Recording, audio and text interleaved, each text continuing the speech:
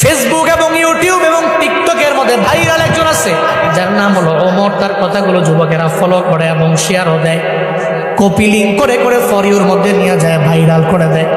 আমি গতকালকে তার একটা ভিডিও দেখলাম, তার মায়ের নামে সে কেমন এটা আমি জানি না, তবে এই ভিডিও দেখার পরে আমি দেখলাম যে মা পাগল ছেলেটা চোখের পানি ফেলাইয়া মায়ের জন্য কান্দে। নেপালের পাহাড়ের সামনে দাঁড়াইয়া বলতেছে, আমার মা দুনিয়ার মধ্যে আমার সবচেয়ে বড় আপন।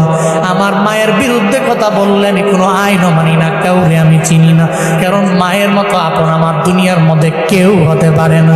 সে বলতে লাগলো, যখন আমার বাবা নাই, আমার মা ছাড়াই পৃথিবীতে আমার আপন যখন কেউ নাই, আমার মায়ের গার্মেন্টসে চাকরি করে করে করে করে কোনো রকম জিন্দেগি চালাইয়া আমারে ফালাইয়া যায় নাই, বরং পরিশ্রম করে করে আমার মা স্কুলের মধ্যে আমারে পড়াইলো।